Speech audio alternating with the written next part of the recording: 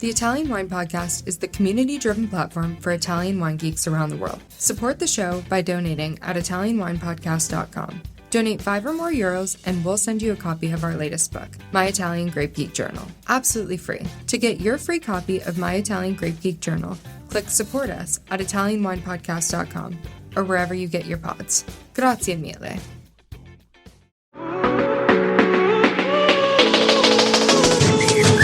Welcome to the Italian Wine Podcast. This is the next generation with me, your host, McKenna Cassidy. For the next 30 minutes, I invite you to explore with me what young adults are up to in the Italian wine scene. Today, let's feast on our discussion of Italian wine, travel, food, and culture. Thank you for being here. Grab a glass with us. Chin chin.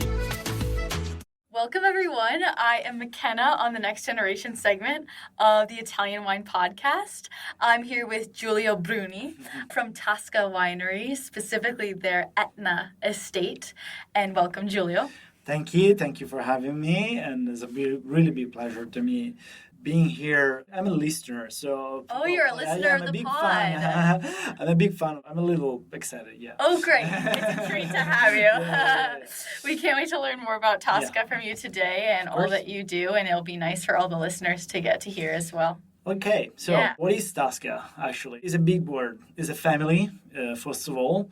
I joined the family in 2018, so 5 years ago, almost 6. It's a family business, which is now run by Alberto Tasca. So the family is really involved in the business. A family that started to make wine really a long time ago. So they bought the first winery in 1830. In the middle of nowhere in Sicily, in the Sicilian land. The name of the property was Regaleali, really unpronounceable name. And, a complex word. Yeah, really too much vowels. Yes. And family for several years invested their efforts in improving technology in agriculture, innovation, and starting to understand what was the difference between wine and a good quality wine. Because, Sicily was not famous until, I will say, 60s, 70s, for making super high quality wines.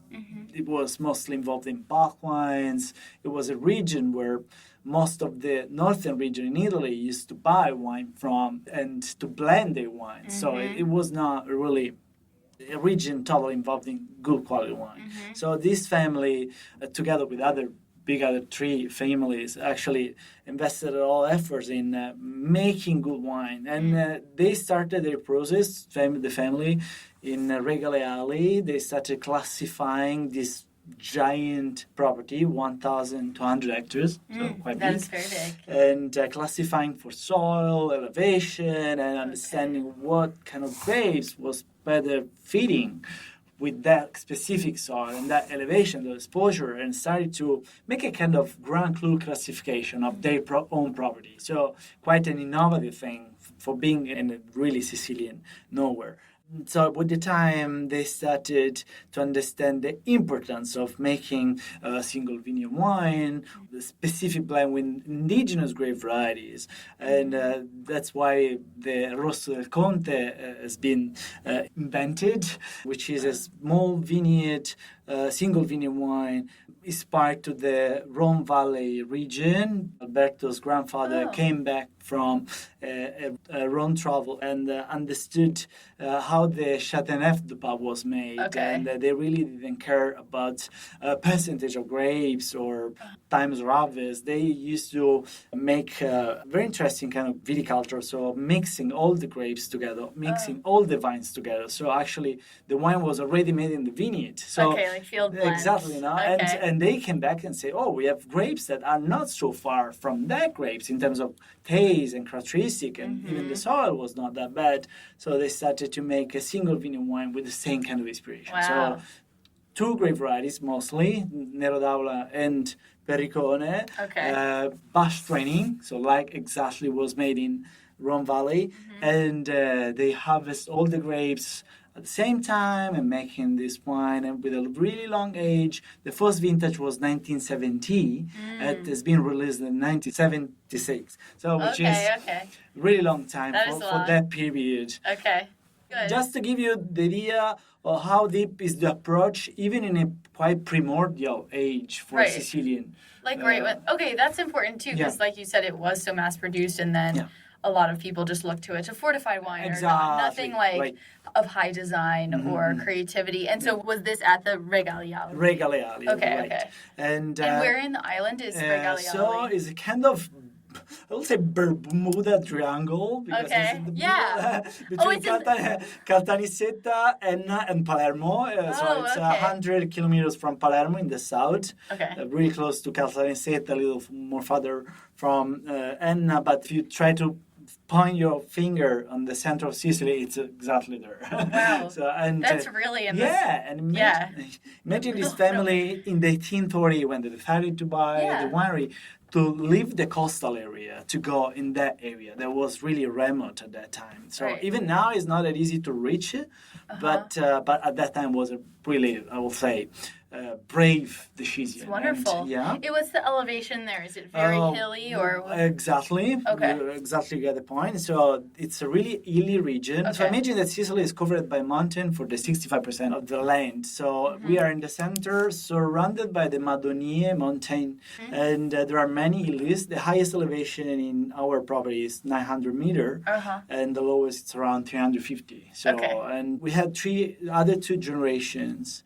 from the Rosso del Conte inventor, which was Giuseppe Tasca. We had other two, I will say, brilliant men that brought in their own way innovation. So the Giuseppe's son was Lucio, that actually passed away last year. Right. It was the guy that brought in Sicily the international grapes, like Chardonnay, Cabernet. So the legend says that he brought without letting know to the father. So just hiding these grapes and trying to do its own experiments, your trials, and actually had a lot of fortune because the Chardonnay and the Cabernet from Tasca are now probably one of the most famous international wine in Italy, and for many times Tasca has been awarded and recognized for these two.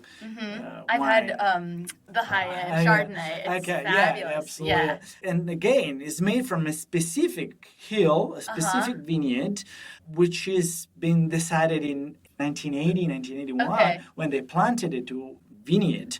Same hill. The Cabernet is a little higher than the Chardonnay, 550 meter. And the Chardonnay it's a little lower, but in the same hill. In the upper hill, there are more rocks, so it's a lighter soil, so better for the Cabernet, inspired to the Bordeaux. There. Totally, I'm seeing the logic. Rough, yes, and, of course. And a little more, I would say, clay and some of limestone in the lower, where the Chardonnay comes. Wow, someone was doing their research here. 1981, when this kind of ideas were neither easy to communicate to the consumer, because we were talking about Sicily. Were they able to communicate it at all? Not at the moment, but now it's quite easier for us because, many concepts on where the Chardonnay fits better in terms of size and elevation, and same for Cabernet. So the consumer now, it's a little more familiar with this kind of concept. But still a lot of job to do. The Chardonnay didn't delay in export any, behind any indigenous variety, or did it? We did mostly for Italian consumption. So it's like local, which is that's awesome. But there are some market, United States included, that of course they don't make a big importation of this wine. They have many Chardonnay, local Chardonnay, I would say. I prefer the Italian Chardonnays. Germany is doing very well. Germany is still, I would say, related to this kind of palate and taste. They prefer more gentle red wine and more gentle white wine. So Chardonnay with a little oak touch, and even if we don't make any malolati fermentation, so they are quite sharpy and quite acidic, but of course are smoother than a Catarato or a Grillo or a Caricante. Right. So you're doing no malolactic fermentation, but you are doing a touch of all our oak. wines actually don't make malolactic fermentation. Nice. The Chardonnay ferments a little bit on the oak. Okay. We use normally 50% new and 50%. And which oak are you using? Mostly French. Okay. Yeah. We have 5 different Coopers brands. Oh, that's great. Yeah, well, it's inspired by them too, so that's good. I will surprise you about this. Oh, please do. Before I have to introduce one, I mentioned 3 generations that changed the destiny of this wine, this family. Right. So Giuseppe Tasca was the Rosso del Conte, so from the single vineyard wine. The Lucio Tasca was the one with international grapes, and Alberto Tasca, which is now the CEO, it's the one that started to have a broader vision, expanding the boundaries of the family. So we have now 5 wineries. Around the island, exactly. different places. In 2001, we purchased a really tiny vineyard in Salina, which is one of the 7 Aeolian islands in the northeast of Sicily, very close to Messina. Wow. They are all volcanic islands, famous for Stromboli, probably, which is one of the most active volcanoes in Italy. We produce there Mozia, which is the most local grape. It's a specific phenotype, genotype. Which it's one? Malvasia delle Lipari. Oh, yes, Dr. I was Professor curious. Scienza actually says that Yes. it's more familiar with Greco di Bianco, so from Calabria and less from Sicily. Historically, it was a sweet wine. The British soldiers that were there for some reason. For those VIA ambassadors who are listening, who've read Professor Scienza's Sangiovese Lambrusco, they talk quite a bit about Malvasia di Lipari. Then in 2005, we started on Etna, a little project starting from a little vineyard in Contrada Sciaranuova. And now, so after more than 18 years actually, we are quite mature. We have now 4 plots, 4 vineyards in 4 different contradas.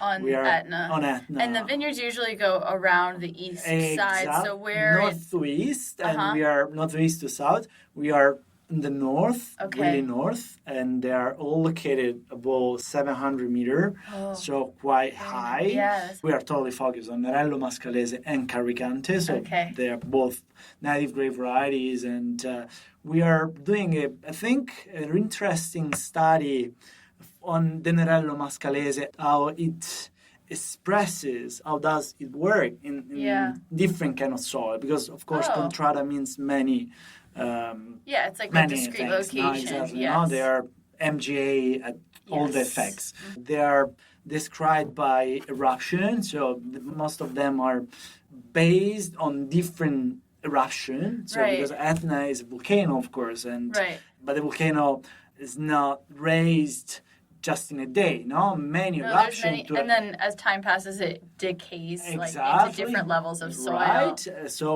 we talk about different kind of components. So in the soil, of course, the aliphanes, if I remember correctly. Right. So of course, chemically we almost on the same level, but physically it changes a lot because a count would be on a soil which is from an eruption of 4,000 years ago, so mostly rocky soil, probably not that deep, and a count would be to stay on a soil which is 40,000 years, so much more sandy, less rocky, because of course what makes sandy on Etna is the rock losing, is the rock erosion. So the older so a really basic rule, and 90% of the times correct. So the older will be the eruption, the bigger will be the presence of sand, because of course the rock has it really decomposes with time. So when it first erupts, it's very sharp, hard. It's literally lava, but hardens into a rock. There's really no it's very porous, but there's no soil. Nothing's giving. But then 4,000 years, you have a light layer soil. 40,000 years, you have a deeper layer. Absolutely, yeah. Okay. And plus, of course, there are sometimes exceptions to this basic rule, where you have an old eruption, but below there is another one older with a different composition. So sometimes the eruption could be super explosive, so many rocks coming out from the crater and falling down, and sometimes it could be just a lava effusion. So there's totally different types of pyroclastic so imagine materials. To have this different stratification all the time. So it's really interesting, and it's interesting to understand how the Nerello Mascalese reacts. What have you noticed in different? Of course. We love nerdy stuff on this podcast. That's You perfect. can go So all thank detail. you. So I can leave my jacket and start talking seriously. Get into it, yeah. What we understood, which is quite, I will say, obvious, but it fits very well on the most stressful soils. I think it's a quite general rule. So best wine come from stressing region, no? Like Burgundy. What means stressing? So means not many water, accessibility. So more drainage. Exactly. So a rockier soil than a sandy, maybe better. Northern exposition. This is our opinion. It's probably the one that warranty you from many storms or it's safer for certain reason from the eastern and the south. Yeah. Most of the vineyards are located in a high elevation, so cooler climate, later harvest, which is perfect for the Nerello Mascalese, which needs a lot of time to get the maturation. So imagine that. So especially at 700 feet. Absolutely, yeah. But Nerello Mascalese is a later harvest grape. So normally we do the harvest in end of October, beginning of November. Of course, can be influenced by the vintage and the temperature, but most of the time it's really late harvest. Okay. But for the Nerello Mascalese, is the best kind of condition to have because there's a really thick skin. Okay. So the farther you go in the season, in the cooler season, the better it is for heat because the sugar level doesn't concentrate a lot because temperature it's getting cooler. For the tannini, for the tannins, to have this kind of temperature excursion between day and night. Yes. What happens in autumn, what we call autumn, if exists still, still exists, if we still have there's this kind of temperature excursion. So it's better for the tannins maturation, which is what makes the Nerello Mascalese before to be a wine, even to make a wine, because when you have a riper tannin maturation, you can do better maceration. You can do longer maceration without extracting bitter taste. So you all that bitterness has developed out of the grape. It's not there. It's much better. But making this kind of approach, so to wait on the plant, the right maturation, of course, you hope to make the harvest very far in the autumn season. Of course, is even the season of the rainfall. Yeah, you're risking then weather change. And when people ask me what means for you climate change, we never answer, higher temperature. It's not the point, actually, not for us, because if we look at the data, the temperature is not increasing that much. Maybe what changes in some vintage is the drier season, which is sometimes longer, or the period where the higher temperature stays there for like it's like staying hot it's for a little longer, no? Just to give you an example. 10 years ago, to have 40 degrees on Etna was not that easy, quite impossible, a really rare event. Now that can happen, and maybe for 2 days or 3 days, and in the past was unthinkable. So that is a temperature increase, but what changed for us is the drastic change between rainfall season and drier season. So if you want to change the name of summer, winter. And sometimes we have a really strong rain in October. For example, in the 2018, we had a big amount of rainfall in October. That was the period that we were about to harvest. So that means making a different approach to harvest. Even not taking care of the maturation of the tannin. So that will be in here not super able to be macerated, so will be near more fruity driven, maybe less able to age. Yeah, because you had to pick it a little earlier to avoid the rain. So you have less structure. You might sacrifice some of the development of the grape. 2018, we decided to sacrifice our cru wines. We didn't make because they were not able to be that high in quality and super able to age.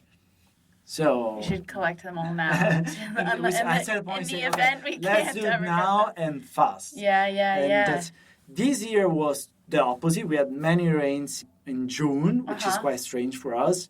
More or less 50% of the rainfall we got just in June. Okay. So actually the problem was the opposite.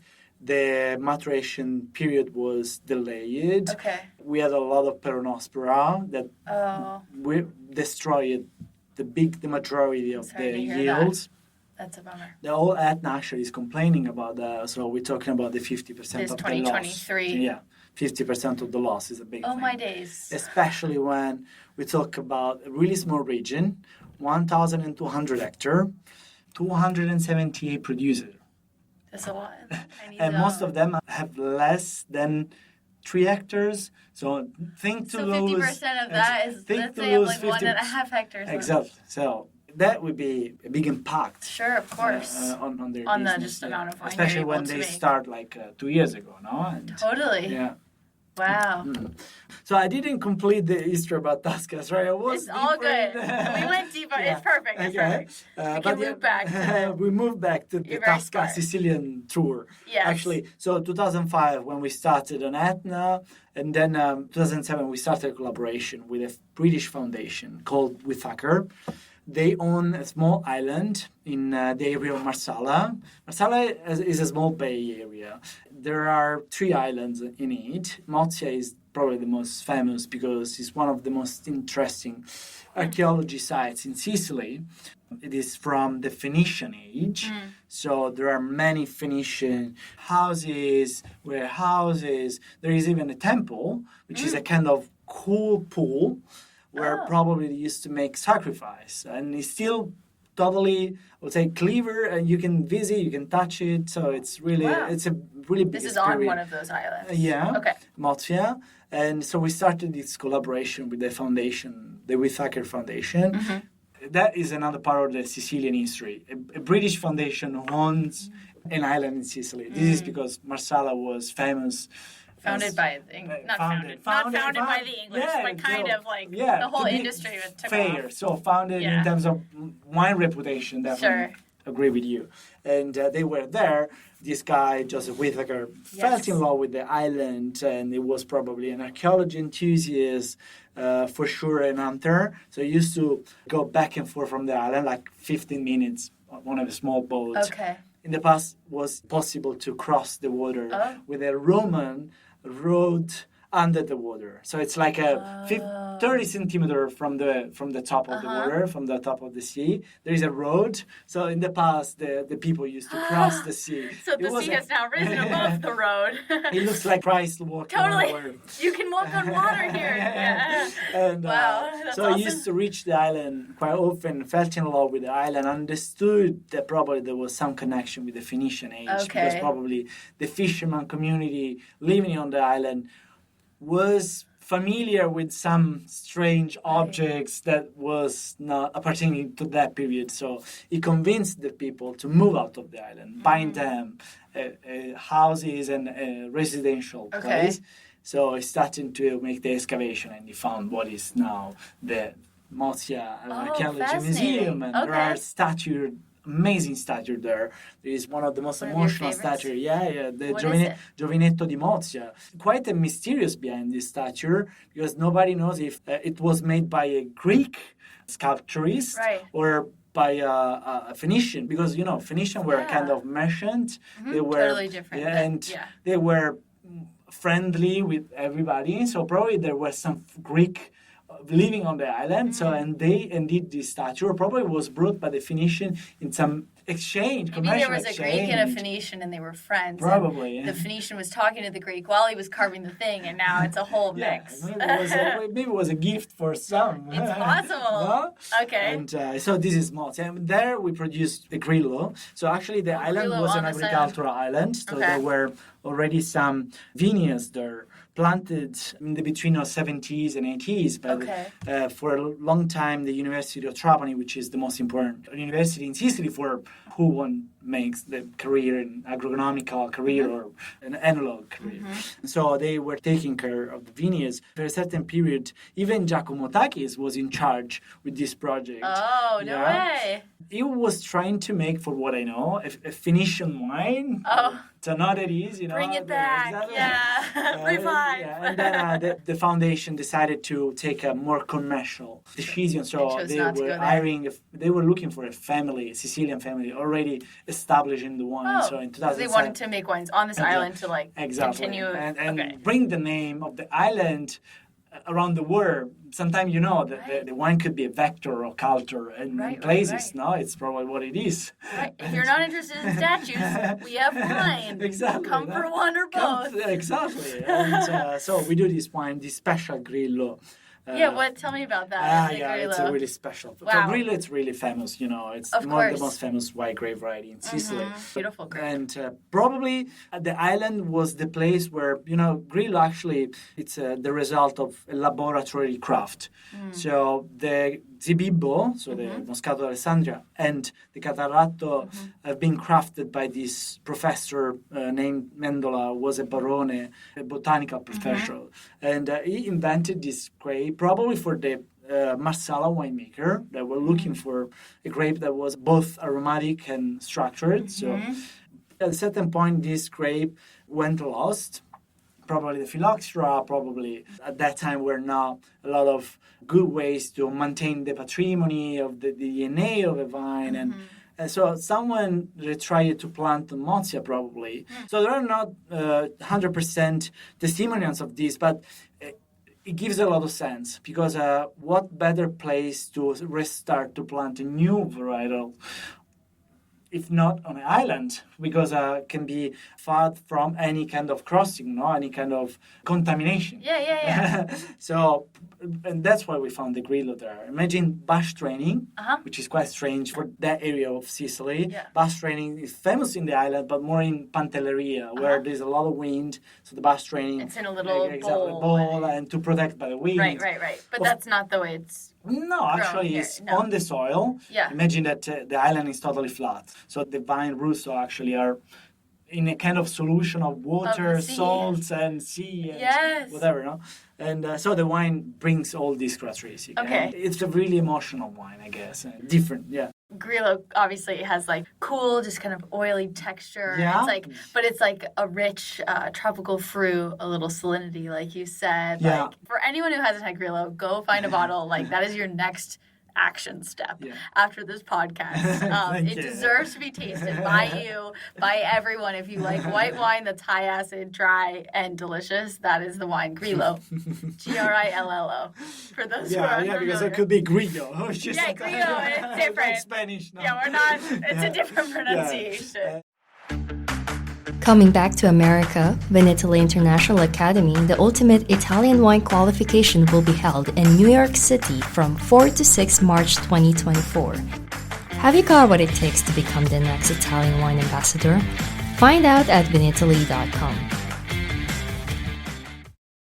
The last project we started was in 2009, a winery that was already a winery actually, named Sallier de La Tour. Okay. Another family came in Sicily, like many other from France, Spain, Arabia. Sicily, it's a kind of super melting pot region, no? And this brought during the Savoy Kingdom in Sicily, started to make wine in the area of Monreale, which is very close to Palermo. Okay, yes. And where is now a DOC. They, of course, brought mostly French grapes, Viognier or Syrah. They are still alive, but they decided to ask to the Tasca family. They are actually related now because there has been in the 80s have been wedding between the two families. So, in the past, so noble families, no? And, I get married to someone. Exactly, no? And, bond the businesses, yes. So the family, the Tasca family took over to the vineyards. Okay. We are now mostly focused on Syrah there, which is allowed to use even in the DOC.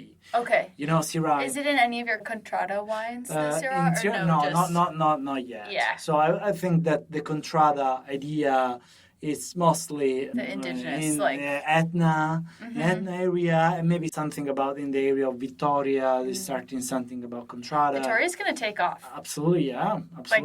That you can find Chiaroswallo in Phoenix, Arizona these days. So it's just going to... Yeah. That's great. Yeah, okay. there is a Nero d'Avola, a fantastic Nero d'Avola, and a really different soil. Red, limestone on the substrate is something really special. Oh, that's fabulous. Yeah. Thank you for sharing that. That's awesome. And so you specifically operate out of the Etna property, right? Yeah. And you Do you live in that town? Yeah, Are you from there too? No, I'm from Rome. Oh, you're from Rome. Okay, but you live there. And then do you do tour? Like, what does your estate management look like in the day to day? Besides knowing every detail about everything, which is really cool. So actually, I can start saying that 50% of my time is dedicated in the winery in the state, which is located in Passo Pisciaro, so very famous location. And 50% of my time is dedicated to market visit. So I travel a lot. Okay. Talking about what I do in the winery, of course, is not make the wine, but I'm quite close to the process. So we have a proper winemaker and a proper agronomist fully dedicated at the project on Etna. So the idea of Alberto having 5 wineries to have exactly 5 wineries with a winemaker dedicated, an agronomist, with people living in the territory to understand what is the territory and live the place.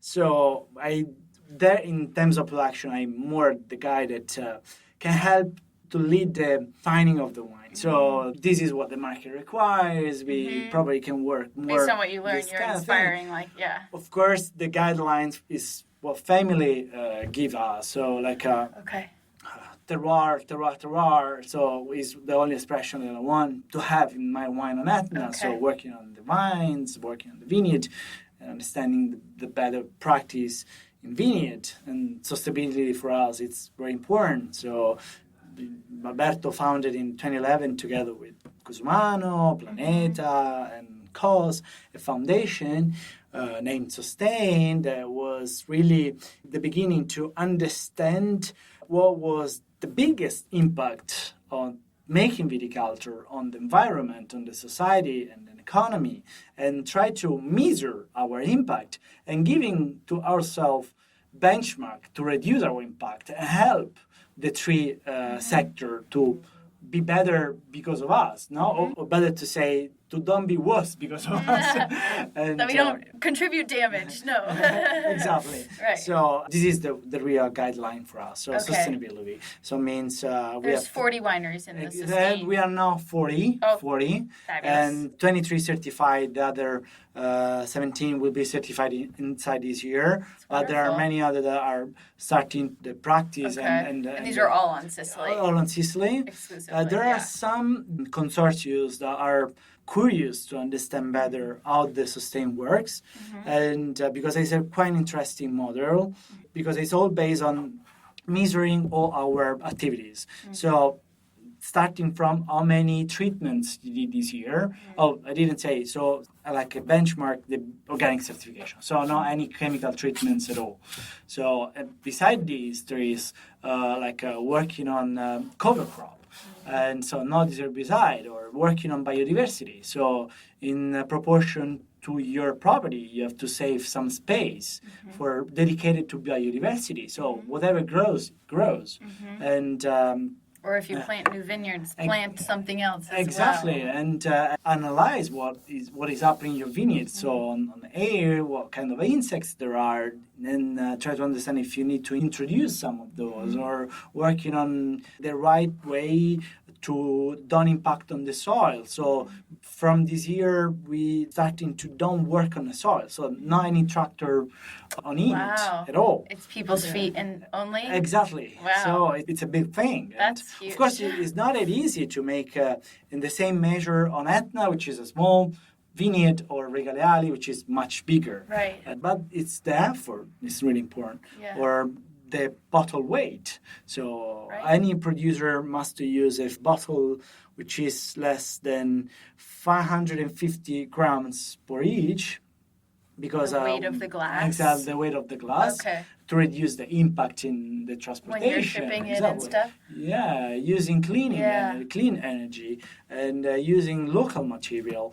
Try to help the local supplier to develop the product that you need, or a wooden case, or an ice bucket, or a bottle. So we, together with a company, all the producers appertaining to Sustain, reopening the glassary that is recycling glass from 380 communes in Sicily to make a bottle which is 100% recycled, lighter in weight. So I think glass is infinitely recyclable as well. Absolutely, yeah. So yeah. in some way, you're a good role model for this. That's Definitely, great. definitely. Yeah. I'm not trying to make a greenwash to you, but No, it's really okay. our philosophy and what I feel working every day with this family.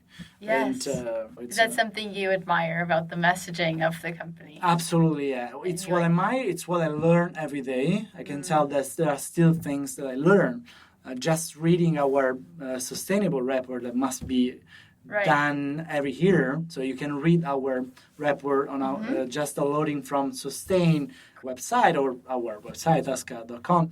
It's like Matrix. So once you get the red pill, so you started to see the world in a different way. So and how to improve yourself and even your, I would say, community. No? Totally, and it's constantly creative and inquisitive to be able to make those steps. It's been really inspiring to me. We had a talk a little bit ago from the Sicilian producers and Alberto himself, and I think he helped really create and spearhead this, and it's just very inspiring. I see the wine producers as a big role model for how to do that for companies all over the place. So, and everyone's been very committed and. Like it's like non-negotiable. It's like, oh no, like this is who we are. This is what we do. Have to do, and and because we need wine, and if nature suffers because of our winemaking, then that's the wrong happening. Like we can never risk not having as great of wines as possible forever. Yeah. And we think that the only possible future for the wine industry is to be really committed in. This kind of sensitivity in what happened around the wine. It's not just about wine. So wine is just part of the economy, of the social opportunities, and imagine how many workplaces can create a winery. Especially imagine on Etna. Etna is a perfect example. So until 2011, the number of active producer on Etna was 55. Most of them are involved in making back wine. I don't want it to be rude, but not wine for consider not exactly wines. And now are 278. Imagine this small location, 20 commons, 20 villages actually. It might be more correct. The village where I live is 6,000 people living there. Okay. And imagine now what kind of perspective can have a guy that is studying now at the primary school. So to have such a great big number of industries or companies or enterprises that can invest on him or her, of course, and in whatever what you do, what do you want to do? Financial sector, what do you want to cover? Winemaking or tourism or commercial or marketing or designing or whatever you want to do. There is a design studio in Lingua Glossa, so 6,000 people and a design studio, a graphic design studio. So there are 3 people working in this, making labels and making brochure, making just in Lingua Glossa, which is 6,000 people. So it's incredible. That's awesome. It looks like Milan. It's like the new Milan. So it's basically created like job opportunities of a new type of job and constantly new types of jobs that created from that. Absolutely, yeah. Wow. It's special to see that happening before your eyes that impact people you know. That's very important. Yeah. That's great. Just continuing, how do you see your consumers interacting with your products in your travels? What are people's reactions to your wines? And what are they seeing in your wines that they love? Okay, so is the question, of course. What I see is a lot of curiosity on Sicilian wines. There is much more probably than the past. Don't to be repetitive, but Sicily in the past, when I started to be involved in the wine industry, 2010, 2011, I used to work as a sommelier in a Michelin star restaurant. Wonderful. So I did actually all the career. So starting to washing glasses from washing glasses to being the sommelier in a Michelin restaurant. I did the diploma, certified sommelier, and then the WCT. So I was really involved. So everything he's saying is actually legit. Just kidding. and I worked for a little while for an Italian wine guide. So I saw the wine industry from different perspective. What I see now that Sicilian wines are becoming a big thing. So like I don't want to be too much self-celebrity, but I think that Sicily will be the next region that will lead the Italian wine reputation. So, of course, we have two big established regions, Tuscany and Piedmont. Nobody want to take their place. But what Sicily can have differently from the two regions, before, as I mentioned before, is the variability. So we have mountains, islands, and coastal areas. We have 21 native grape varieties, and they are all already established in small areas. So there is an area which is all dedicated to the Nerello, Mascalese, and Caricante, Etna. We have 3 different expressions for Nero d'Avola. The process is completed, so we know what happens at the Nero d'Avola in the Ragusa area, in the Marsala area, so in the western area, and the center. So the Catarratto is becoming a big thing in Sicily. Grillo, famous fortified wines. Sweet wine with the Passito di Pantelleria and Passito di Salina. So we have really many things to talk about, and they are all authentic at the same level. So absolutely. There's always something new to try if you've tried some Etna wines. There's always something new to try without feeling lost in the number of choices. So, to come back to your question, so I'm observing a lot of curiosity on this wine. Of course, the tourism is helping a lot.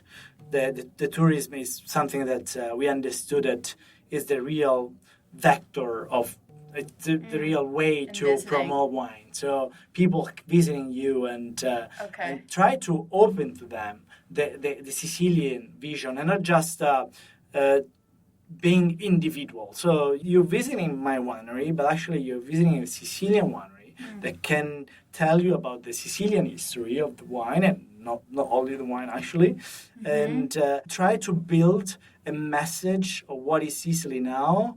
I think it's the big responsibility of all of you that are part in this movement.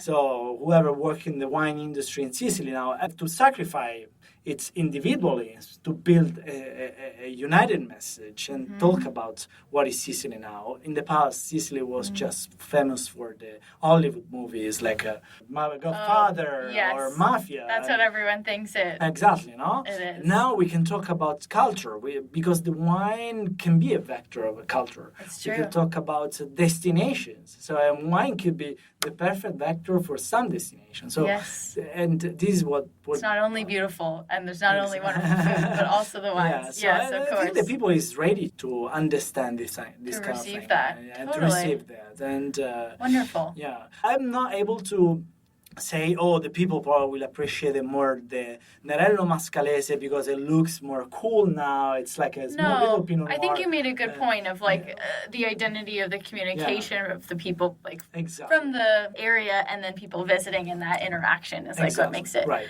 Do you want to share your most recent Hollywood debut? In contrast to The Godfather, tell us about a more recent TV shoot.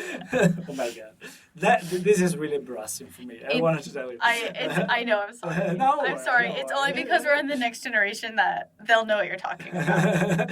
So White Lotus. Okay, So Giulio was on White Lotus in, I don't know which episode it was, but 5. Okay, so I'll talk about it for you, so you don't have to talk about it. He was pouring wine for the table. And so when they're in the island of Sicily, they're having a wine tasting. The gentleman pouring the wine for everyone is Giulio. So he's a star. Not a star. And it is not everything about Sicily, but it is a cool spotlight for Sicily. Do you know something? Actually, neither watched the series. For how it's embarrassing for me. But so it was a big occasion for me to be part of what I'm exactly saying. So I told you, I'm a sommelier. I'm in the wine industry since 2010 already. And that was an occasion to talk about Sicilian wine, even if it was not my wine or was another wine. It was Planeta. But like we said earlier, you're all friends. But was an occasion because actually what is happening there? So they came in our winery making a site inspection, looking for a place to do this to do their scene. The scene. Yeah. they were looking for a specific kind of setup that actually they we wanted didn't. a table with a and patio and Okay. all the things. Actually, we didn't have at that time when they visited the winery. Oh. But of course, I brought them in the vineyard visiting the winery. And we tasted wine together, of course. Oh, of course. I mean, of course. One must. So there was the movie maker, Michael White, and all the staff, Okay. like 12 people. Okay. And a month later, they call me back and say, Giulio, really sorry, but we decided for another place. But Michael wants you in the scene. And I said, I'm not an actor, so I don't know if I can handle this thing. Yeah. But then I said, yeah, even because at that time I just broke up with my ex-girlfriend. Oh, yes. That was American, and she's totally addicted to the White Lotus serious one. And I said, okay, could be a nice way to remind her. Oh, my God. To remind her. You're like, sure, put me in this. So That's I said, amazing. okay, let's do it. And Giulio, yeah, oh it my was gosh. fun. It was fun. Nice. And I have to say, I haven't seen this section of the Yeah. series. So was it just the scene we watched Yeah, earlier yeah, at the table? Okay. yeah, That's yeah. Wow. I don't know if you ever got feedback from your ex, but that's what I got. Oh, okay, good. She was the first. yeah. Because I was on the spot. Okay. She sent me the HBO spot. Oh, Before and she was the like, here you series. are I in got the it. show now. I said, who you are? Oh my God. No, They've hired you for acting no, now. No, we are friends. We are friends. Of We are really course. friends. Oh, that's fun. Thanks for sharing that. That's a really fun story. That's awesome. Well, I can't thank you enough for the richness of everything we talked about today. Is there anything else you think we didn't touch about Tasca that you'd like to share? No, I think we covered almost all our arguments, and the other thing that to me is really important to transmit to our people and to the podcast listener in this moment that Sicily is a beautiful country to visit. I know it's a region, but to me it's a country because it's separated by and it's a great country to visit, and has many kind of different things. It requires time to visit, maybe 10 days. Has a lot of things to visit, archaeological site, gastronomic. It's a big thing. It's I told you that Sicily is a melting pot. Is a crossing country between the Mediterranean influences. So it's Arabic influence, it's French and Spanish influence, the culture of Sicilian. So many gastronomical experience you can do, and the wine is part of the experience. And if they want to visit us, our doors are open. And Go to Tasca. The only guarantee that I can give you is we represent our territory and our region in the best authentic way that we are able to do. That's the most that we could ever ask for. That's awesome. Well, thank you again. Thank you. Chin Thank chin, you. salute Cheers, to cheers. Sicilian wine. Ciao. That's it. Tante grazie for joining me today. Remember to catch our episodes weekly on the Italian Wine Podcast, available everywhere you get your pods. Salute!